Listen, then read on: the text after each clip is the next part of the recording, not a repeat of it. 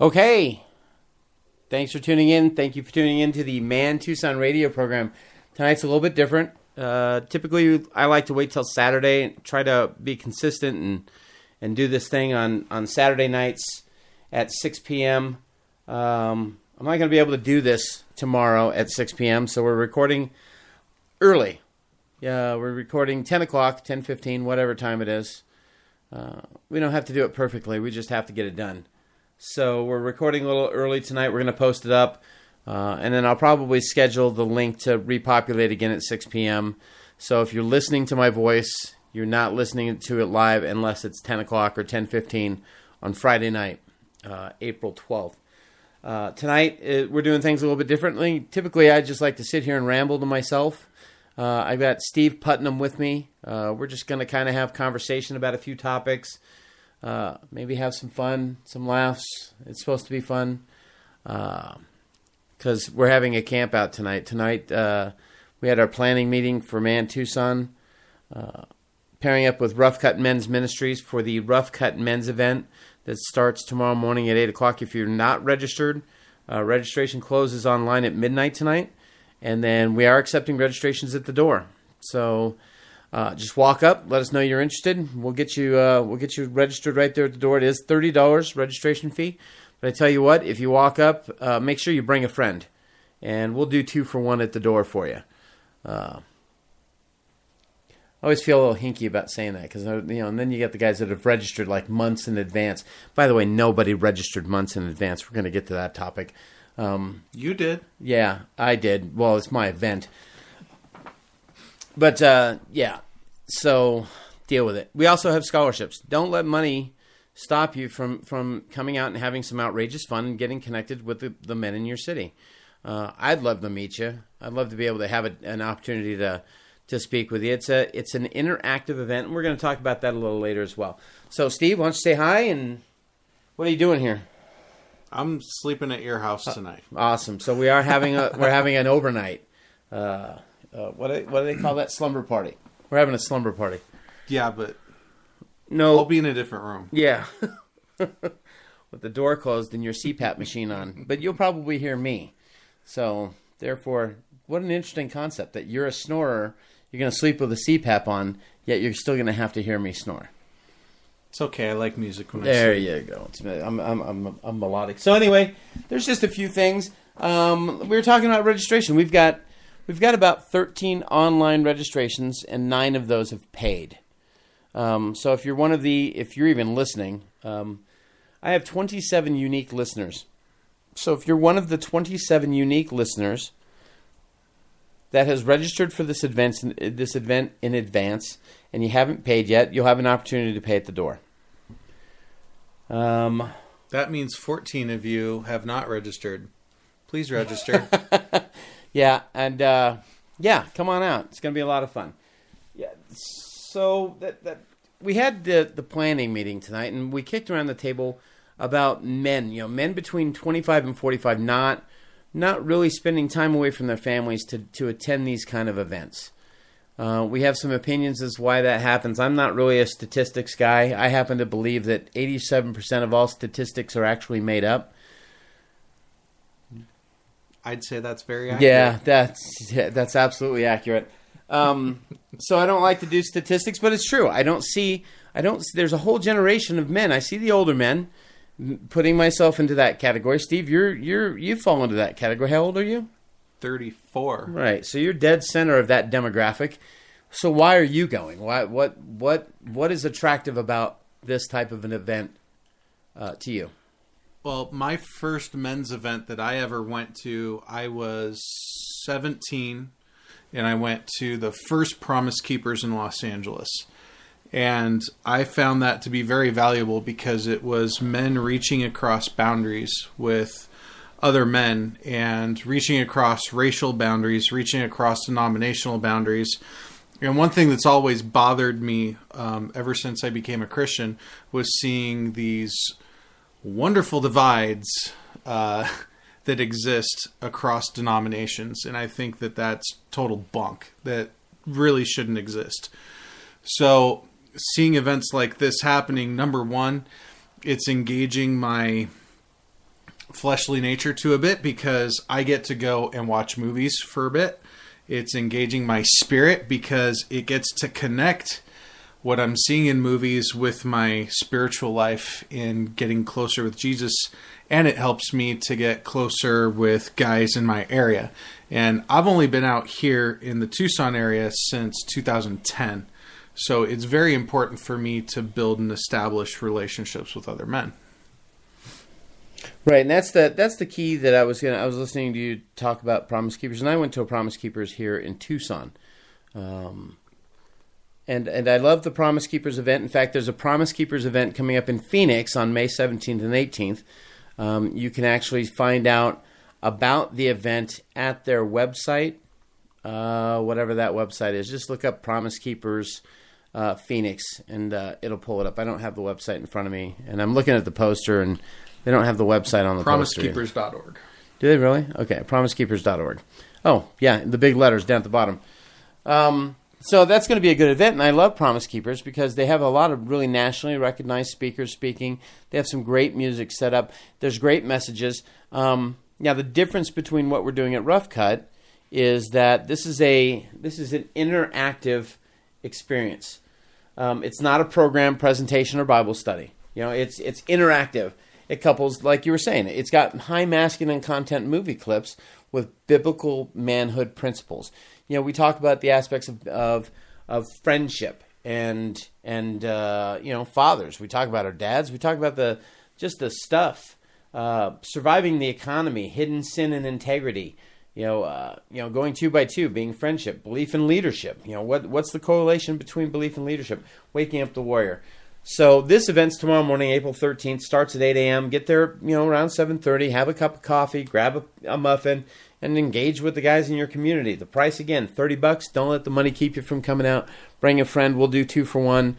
I'm more interested in having fellas in seats than I am worried about, the door ticket. There is a cost. I'm not going to let everybody in for free. Nice try. I got bills to pay. So anyway, come on out. So that's really, I'm looking forward to that because it's a different type of event. This is a laying a foundation for what I really have a vision to do in Tucson. I'd love to see men's teams. I'd love to see a men's team on every block. I agree. Yep. I've been meeting with, we used to meet on Monday nights together. Yep. So I've been meeting with a couple of guys, 3 guys, and we walk through life together. We really engage each other where we're at. Nobody's trying to fix each other. We bear each other's burdens. We pray for one another. Without an expectation that we're going to show up on Monday night and somebody's going to fix us. And that's what I need in my life as a man. I get my spiritual fill at my church. I go into the, I think every church should rename their sanctuary to the armory because I go in there to be preparing for battle. Same thing with the event. I need to lock shields with guys, and we all need to be on a level playing field. So, with that being said, that's what Monday night is. Leveling the playing field, knowing that my brokenness is shared among other men, so I don't think I'm some kind of twisted freak out there. And I can't talk about my brokenness. And that's really the point of having a team. I'm not sure, what's attractive to the team mentality for you, Steve? Well, like you, I enjoy going to church on Sunday mornings. I'm part of the worship team. And that's really where I'm able to exercise my gifts.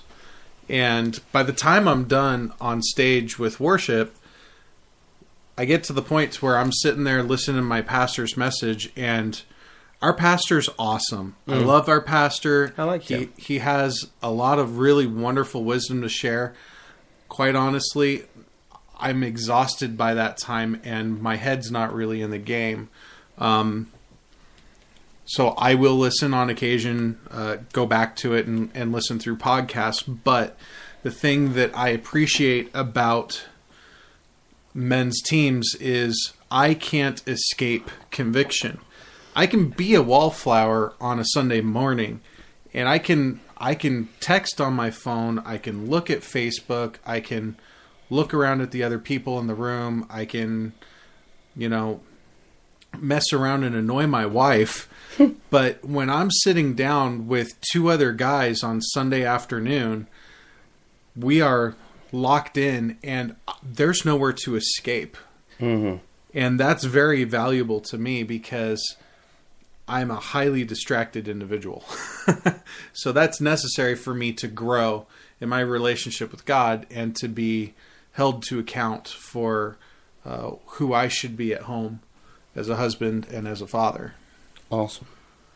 Yeah. And basically I'm on a team because I'm a husband, I'm a father of grown men and a grandfather. I have a granddaughter, but I'm on a men's team because I love my wife. And I need sometimes I need a course correction. We all need a course correction. Sometimes I need another guy to look me in the face and say, "Did you really just say what I thought you said to your wife?" That didn't happen tonight, Wayne. No. It didn't happen to me tonight, but it's happened in the past. And so just as somebody does that for me, I do that for others. And it's always done in love, and it has to be confident. There has to be a place of confidentiality for men to go where they're safe to take off their mask and be who they are. And it's once we can expose our heart and the damage to our heart and the brokenness, that's when Christ is really going to come in and do his work. And in the words of Scripture, I believe it's in Proverbs, says the wounds of a friend can be trusted. And that's really the truth behind the matter, is when you get together with other men and they're able to share their heart with you and you're sharing with them, when there is a course correction, it's not pretty, but you can trust those wounds. Wayne has wounded me many times, and I love him for it. Nice. Don't know how to respond to that. You can pay me later. Awesome. Yeah, the check's in the mail, pal. Last week on the podcast, I was talking about my trigger. The maybe trigger or the silence trigger. When you invite guys. I talked about the RSVP and when an RSVP gets sent out, it's a very personal thing that you need a yes or no. And they got you've got these events that you can post on Facebook where you just it's like opening up a shotgun and you just send out an invitation to everybody. Now, I love yes. I'm not quite as fond of no, but maybe sends me up a wall. And I talked about that last week, how maybe sends me up a wall, but I really didn't clarify why. Maybe sends me up a wall. Silence, there's nothing worse than feeling like you're being ignored. And I know I'm not being ignored. I know that, I have my friends on my Facebook. I have, there's two categories. I've got, friends and family. That's the first category. The second one are the brothers that I have a passion for, these men across the country that I've never met that are also involved in ministry to men. So I've got all these men on my Facebook.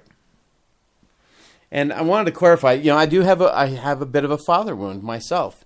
The reason that maybe drives me crazy is because I'm the son of an alcoholic father who divorced my mother when I was 4 years old. So he didn't show up all the time when he said he'd be there. I heard "we'll see" instead of yes or maybe from my dad more than I heard yes. When he said yes and he didn't show up, didn't hear it near as much as "we'll see," and then he showed up and then we didn't do what he said we'd do or what he alluded to that we would do. So "we'll see," maybe is just a real hot button for me. Now, my dad was the second greatest man to ever walk across the face of the earth. Of course, the first one being Christ. But he was nowhere near perfect. He did teach me a lot of very valuable lessons about being a man. He taught me how important it is to show up for your kids and be on time, because he didn't do that. And I have to be honest, before I really put forth an effort and had a lot of men invest time into me, I didn't do that. And I still struggle with it. I struggle with having my commitment, let my yes be yes and my no be no. Going back to that maybe thing, maybe's nowhere in there. It says let your yes be yes and your no be no, and let your maybe be there when you might have something better come up. So just so you know, that's my mind, that's my heart around it. It's a little bit of a father wound. If you say maybe to me, I'm going to roll my eyes. I might give you some static and feedback on that. And try and get I'd rather hear no. I'd rather hear no, I can't. I'm not sure I can make it. So So I'm going to give you a no now, and then I'll show up if I can. Or a yes. Tell me yes, and then if something else comes up, there's this wonderful thing called grace, that you don't have to be perfect. And if you give me a yes, and then all of a sudden, a work commitment came up or another opportunity came up that I couldn't pass, I'm an understanding guy. So anything about that shake loose in the melon for you? Maybe. Awesome. I'm in the same boat on that. Especially in my generation, I find that I'm typically the ones making the one person in a friendship that makes the phone call, that reaches out in the text, that initiates the conversation, and it drives me insane and makes me feel like either I'm not valued as a friend or I don't know, maybe I'm just choosing the wrong people to be friends with, but it hurts. And that translates very well into maybe. Right. I'll pencil it in. Right. I would rather just have a flat out rejection. I agree. If you could just say, no, I can't do that, I'm all right with that. I think that's part of being, it's the passivity of men. I got a book over there on there. It's The Silence of Adam, by Larry Crabb, I think is Dr. Larry Crabb. Men are just very passive, and they show up for things last minute. They say they're going to do things last minute. There's nothing wrong with making a commitment, 2 months in advance. Things change. So I look at it as being very intentional. I also look at it in a realistic light. Most of the men that I interact with, or a large number of the men I interact with, have children, young children. You have a 4-year-old daughter. Yes. So, it's completely understandable for you to say, yes, I'm going to be there, and then at the last minute say, couldn't make it, X happened, or this happened, that happened, whatever it is. I don't have any young children. It's just me and my wife, Christina. We have 2 protected date nights, so we try not to schedule anything on those. So I have to have a little bit more compassion. Yeah, I don't know how I feel about the passivity of men. For me, when I hear that, I think of when a guy gets a ticket to go to a concert or to go to a sporting event, that's all they can think about for however many days, weeks, months in advance. Yeah. I think it's really complacency more than anything. And when you look at it, at the heart of the matter, you have the flesh, which is directly opposed from the spirit. Right. And that to me seems to be more what's happening than passivity. Would that have anything to do with the fact that maybe you're a little passive? I'm not passive at all. I'm probably one of the most bulldogish, aggressive people you'll ever meet. I just wanted to see your response if I dropped that on the table. That was awesome. That was good. Kind of what I expected. Made me back down a little bit. Nice. Yeah, I had to call one of my men in my team. I had to call him on the carpet for something the other day, and it was the first time that I really had to dip into that trust bank to call him on that. And it was an issue of, I was hearing a lot of video gaming. I was hearing a lot of research for purchases, and I had to be real with him and be like, hey, I'm not hearing much about spending time with God. What's going on here, man? Awesome. And you know what? He ended the conversation rather quickly yesterday, and today he called me up and said, I'm going over to take care of babysitting some kids tonight, and Nice. I'm going to spend some time in the Word. Awesome. So Very cool. Well, that's, don't be passive, men. That's yeah, absolutely. And a man, at the core of who we are, I love it when I am being passive, and I've been passive. I do sometimes falter on the commitment, and I put my ego out there first. I don't want to look foolish. I don't want to fail. So sometimes it's easier to cancel than to follow through. And if I've given my word, I need to give my 100%, 110% to doing it. So I love it when I've got guys, Steve included, and the guys on my team, who will step up to the line and get in my face. And I'm a little bit of an imposing character. Yeah, no, Not at all. not at all. So when they get in my face and they call me on my BS and let me know that I'm buying into my own malarkey, it's very refreshing. It's the wounds of a brother that you were talking about, and I love that. So what's that? The last topic I have on our board. We're down to the 20-minute mark, so we got a few more minutes left tonight. I've got Army of One, and here's the deal, guys. We're in a battle, and if you don't think you're in a battle, you don't have good men around you to let you know what's really going on in the world. It doesn't take a genius to figure out that we are not living the lives that God has called us to live. Nothing close to what we were created to do, myself included. And we need to be locking shields. We need to be stepping up and engaging in the battle as a trained army. Now, the phrase I wrote up there was an army of one. And the mindset of men around problems is that I can handle it. I don't need help. I got this. And that's really only part of it. I got this. I don't need any help. The other part of that is Steve, I don't want you to know how jacked up I am. I don't want you to know how broken I am. Right. I'm gonna hang on to this. And here comes that passivity key is, well, if I just pray about it by myself and God fixes it, then everything's going to be good. And if he doesn't fix it, well, then, of course, it's meant to be. Yeah, that's very Calvinistic of you, Wayne. Yeah, I don't know. I love it when there was a saying I learned in high school, and it was, a joy shared with another is multiplied, and a sorrow shared is divided.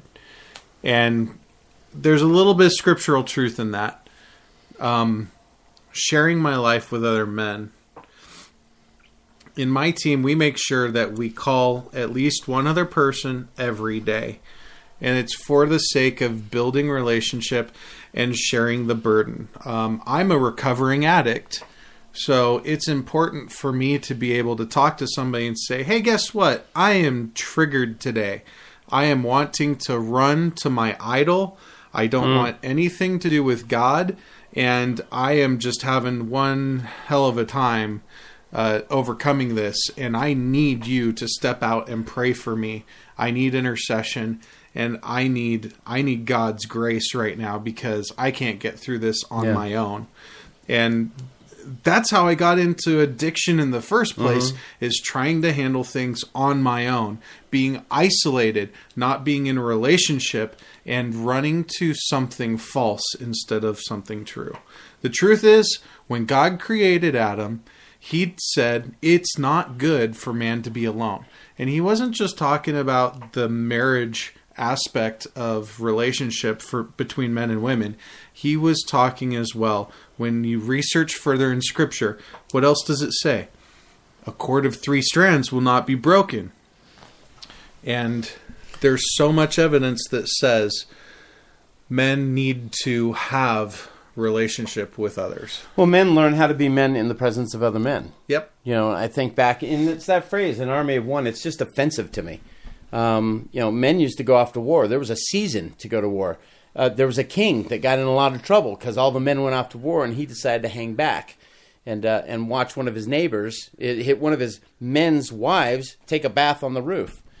So men need to be off engaging in this battle, this spiritual battle that we're engaged in, and we need to be doing it together. The time that we spend together on teams, it should be a sacrifice for us. It's a sacrifice to our time. It shouldn't be a sacrifice to the family's time.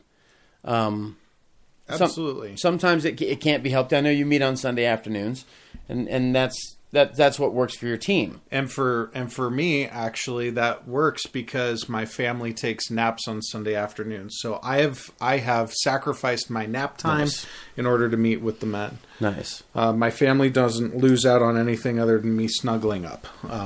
They're not losing out. No, not at all. Not at all. All right. Well, there's we're getting close to the end here. We're at about 25, 26 minutes. We like to run 30-minute show, 30-minute podcast. It's always funny to me to call it show It's always funny to call it the Man Tucson radio program. It's really an internet podcast broadcast. It's on Spreaker.com. You don't have to sign up to listen, but you probably know that if you're listening.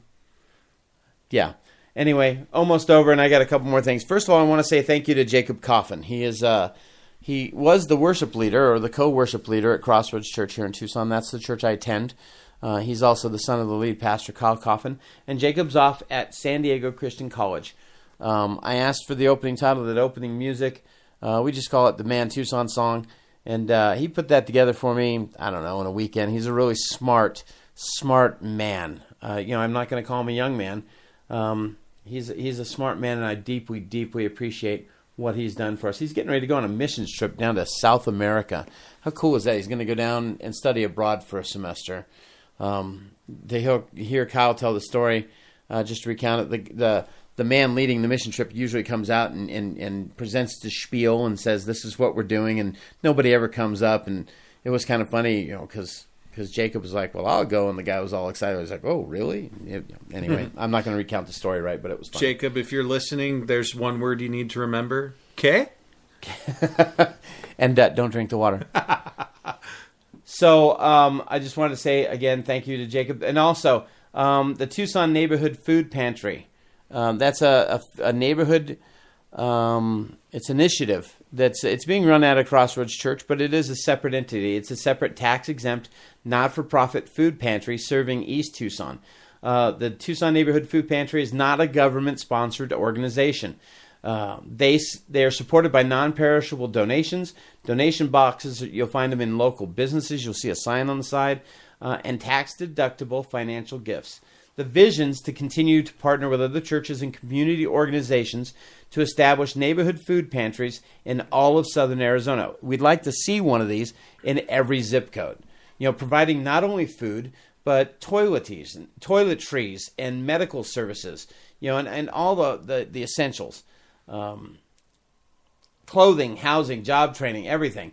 Distribution hours are Tuesday and Thursday between 4 and 7 p.m. and Saturday between 1 and 7 p.m., which means tomorrow, if I don't see you at the Rough Cut Men and you didn't want to come to the door because you needed to get some food, head over to the food pantry and get a food box. Now, they're located at 1603 East Side Loop. That's Southeast Side Loop, unit number 211 in Tucson, Arizona. And the toileties are free. The toileties are free. We'll give you a whole big box of those. So, other than that, how do we do? How comfortable are you just kind of having a conversation knowing that somebody out there might be listening?